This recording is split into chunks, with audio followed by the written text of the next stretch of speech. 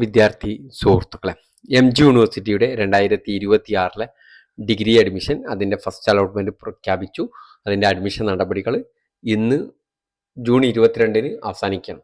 ഇനി ജൂൺ 22-ന് അവസാനിച്ച് കഴിഞ്ഞാൽ ഇനി സെക്കൻഡ് അലോട്ട്മെൻ്റ് ആണ്.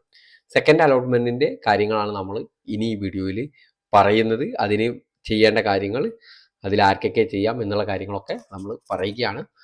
ആബിസ് ടോക്സിൻ്റെ പുതിയ വീഡിയോയിലേക്ക് സ്വാഗതം. MG യൂണിവേഴ്സിറ്റിയുടെ അഡ്മിഷൻ നടപടികളെക്കുറിച്ചുള്ള ഡീറ്റെയിൽഡ് ആയിട്ടുള്ള വീഡിയോകൾ ലഭിക്കുന്നതിന് വേണ്ടിയിട്ട് ഈ ചാനൽ ഒന്ന് സബ്സ്ക്രൈബ് ചെയ്യുക. അപ്പോൾ MG യൂണിവേഴ്സിറ്റി സെക്കൻഡ് അലോട്ട്മെൻറ്റിൻ്റെ മുന്നോടിയായിട്ട് ഓൺലൈൻ രജിസ്ട്രേഷൻ ഉണ്ട്. ഓൺലൈൻ രജിസ്ട്രേഷൻ എന്ന് പറഞ്ഞാൽ ഇതുവരെ രജിസ്റ്റർ ചെയ്യാത്ത ആളുകൾക്കുള്ളതാണ് online registration and option registration.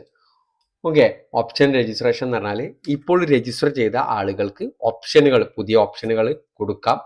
അതിനുള്ള രജിസ്ട്രേഷനാണ് ഓപ്ഷൻ രജിസ്ട്രേഷൻ എന്ന് പറയുമ്പോൾ ഇപ്പോൾ ആദ്യം രജിസ്റ്റർ ചെയ്ത ആളുകൾ ഓപ്ഷനുകൾ കൊടുക്കുക, പുതിയ കോളേജുകളൊക്കെ ആഡ് ചെയ്യുക. അപ്പോൾ ഈ സെക്കൻഡ് അലോട്ട്മെന്റ് പറഞ്ഞാൽ സീറ്റ് വേക്കൻസി ഉള്ള ഇതിലേക്കുള്ളതാണ്.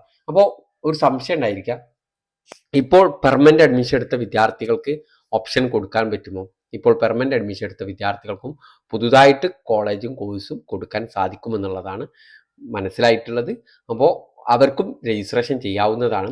അപ്പോൾ എല്ലാ കാൻഡിഡേറ്റ്സിനും, നിലവിൽ ഇതുവരെ രജിസ്റ്റർ ചെയ്യാത്ത വിദ്യാർത്ഥികൾക്കും രജിസ്റ്റർ ചെയ്ത വിദ്യാർത്ഥികൾക്കും എന്ത് ചെയ്യാം, സെക്കൻഡ് അലോട്ട്മെന്റിന് കൊടുക്കാം. നിലവിൽ പെർമനന്റ് അഡ്മിഷൻ എടുത്ത വിദ്യാർത്ഥികൾക്കും സെക്കൻഡ് അലോട്ട്മെന്റിന്റെ ഭാഗമായിട്ടുള്ള ഓപ്ഷൻ രജിസ്ട്രേഷൻ നൽകാൻ സാധിക്കും. അതിനുള്ള സമയം 23-ാം തീയതി മുതൽ 26-ാം തീയതി വരെ നിങ്ങളുടെ സ്റ്റുഡൻസ് ലോഗിന് യൂസർ ഐഡിയും ആപ്ലിക്കേഷൻ നമ്പറും പാസ്വേഡും ഉപയോഗിച്ചുകൊണ്ട് നിങ്ങൾക്ക് എന്ത് ചെയ്യാൻ പറ്റും, സെക്കൻഡ് അലോട്ട്മെന്റിന് വേണ്ടിയിട്ട് പുതുതായിട്ട് കോളേജുകൾ കൊടുക്കാൻ സാധിക്കും. ആ കോളേജുകൾ എല്ലാവരും കൊടുക്കുക. പിന്നെ 27-ാം തീയതി സെക്കൻഡ് അലോട്ട്മെന്റ് പബ്ലിഷ് ചെയ്യും. സെക്കൻഡ് അലോട്ട്മെന്റ് പബ്ലിഷ് ചെയ്ത് കഴിഞ്ഞാൽ നമ്മളിപ്പോൾ ഫസ്റ്റ് അലോട്ട്മെന്റിൽ കണ്ടതുപോലെ തന്നെയായിരിക്കും അഡ്മിഷൻ നടപടികൾ.